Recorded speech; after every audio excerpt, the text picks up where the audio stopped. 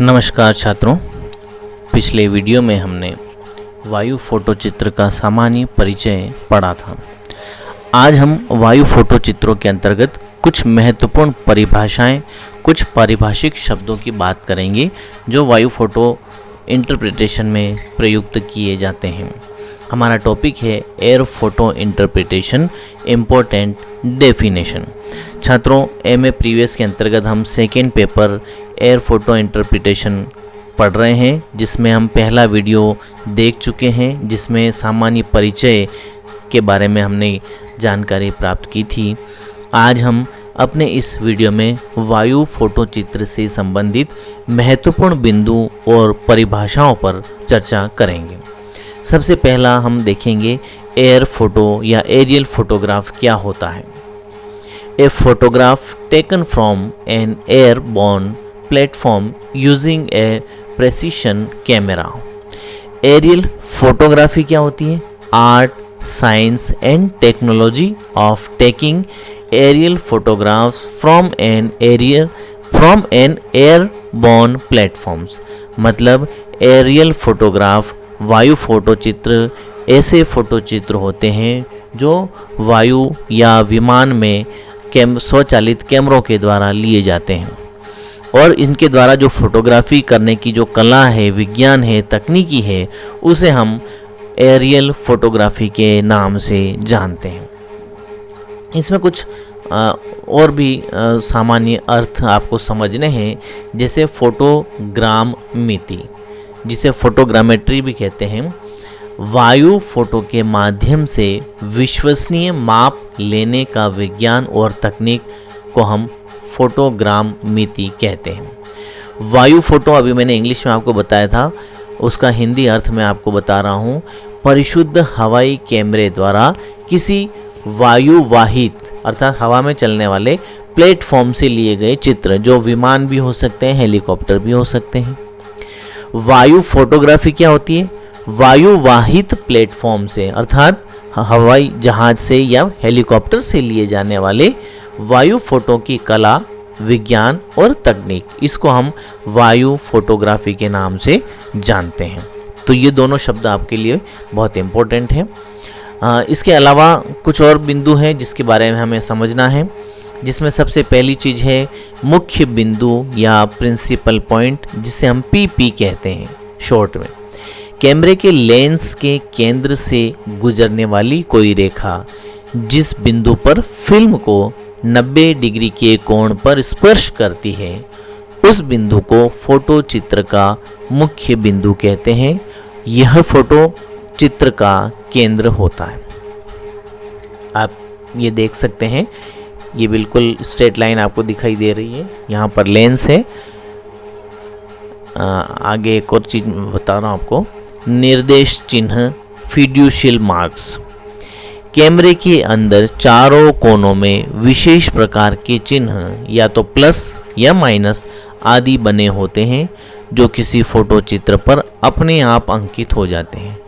इन्हीं चिन्हों को निर्देश चिन्ह या समांतरण बिंदु के नाम से जाना जाता है। यदि फोटो चित्रों में अंकित आमने सामने की निर्देश चिन्हों को मिलाते हुए दो सरल रेखाएं खींची जाएं, तो इन रेखाओं का प्रतिच्छेदन बिंदु फोटो चित्र के मुख्य बिंदु को प्रकट करेगा। ये आप देखेंगे पीपी प्रिंसिपल पॉइंट, जो मैंने पहले भी बताया था आपको, मुख्य बिंदु।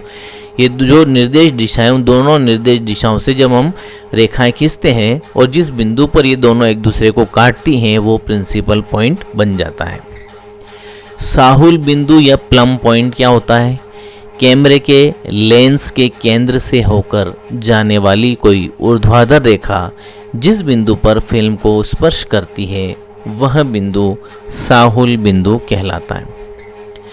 टिल्ट एंड टिल्ट डिस्टोर्शन मतलब नति एवं नति विरूपण। कैमरे के अक्ष का ऊर्ध्वाधर स्थिति से झुकाव नति अर्थात टिल्ट कहलाता है, और वायु फोटो चित्र में कैमरे की नति या झुकाव से किसी क्षेत्र की वास्तविक आकृति का जो विकृत रूप अंकित होता है, उसे नति विकृति या नति विरूपण कहते हैं। फिर है नेक्स्ट पॉइंट संयुग्मी बिंदु। अतिव्यापन के कारण प्रत्येक वायु फोटो चित्र के मुख्य बिंदु अभी हमने देखे थे, मुख्य बिंदु की पहले और अगले वायु फोटो चित्रों में भी पुनरावृत्ति हो जाती है। पुनरावृत्ति वाले इन दोनों बिंदुओं को संयुग्मी बिंदु कहते हैं। इस प्रकार एक मुख्य बिंदु के दो संयुग्मी बिंदु होते हैं और इन संयुग्मी बिंदुओं के मध्य की औसत दूरी फोटो बेस कहलाती है। तो इसमें आपने दो शब्द देख लिए, एक तो संयुग्मी बिंदु, एक प्रिंसिपल पॉइंट और एक फोटो बेस। मैं आपको एक बार फिर इसको पढ़ के सुना रहा हूँ, आप अच्छे से समझ लें। अतिव्यापन के कारण प्रत्येक वायु फोटो चित्र के मुख्य बिंदु की पहले और अगले फोटो चित्रों में पुनरावृत्ति होती है और पुनरावृत्ति वाले इन दोनों बिंदुओं को हम संयुग्मी बिंदु कहते हैं।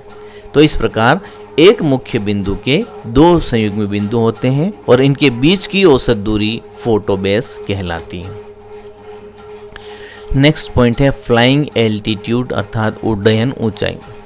हवाई सर्वेक्षण करते समय विमान की आधार तल मतलब डेटम लाइन से जो ऊंचाई होती है उसे उड्डयन ऊंचाई कहते हैं और फोटोग्राफिक तल अर्थात धरातल से विमान की ऊंचाई उड्डयन तुंगता अर्थात फ्लाइंग हाइट कहलाती।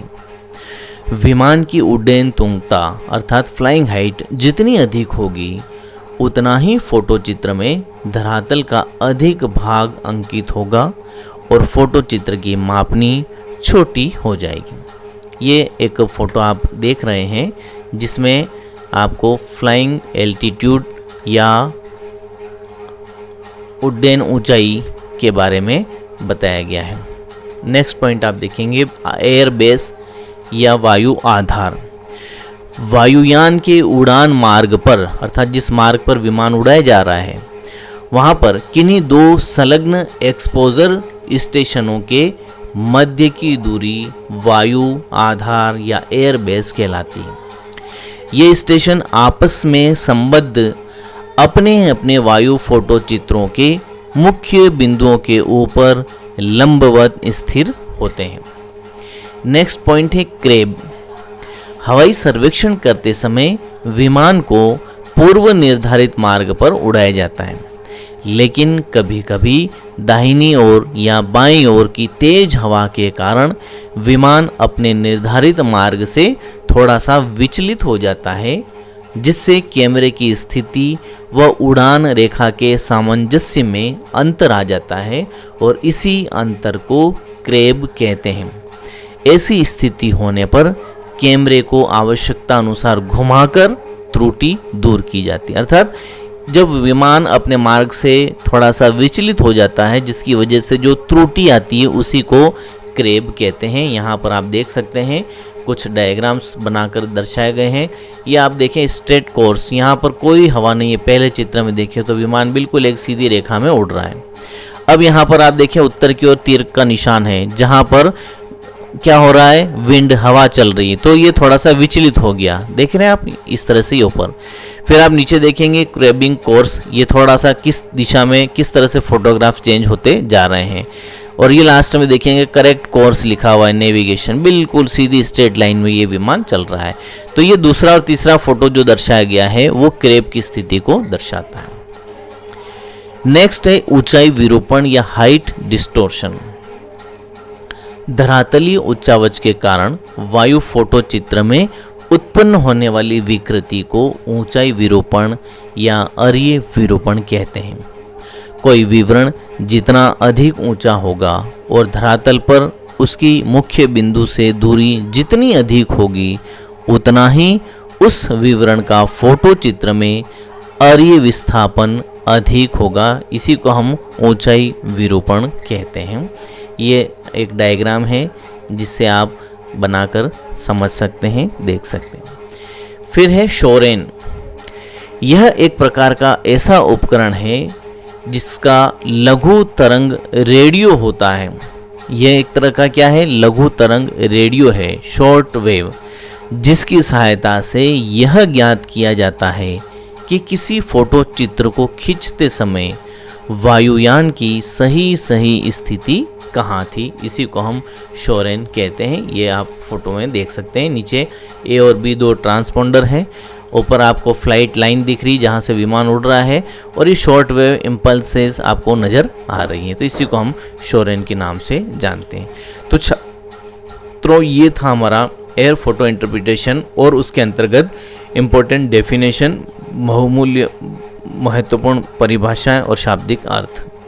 अगले वीडियो में हम विभिन्न वायु फोटो चित्रों के प्रकार और विधियों के बारे में बात करेंगे। तब तक के लिए थैंक यू वेरी मच।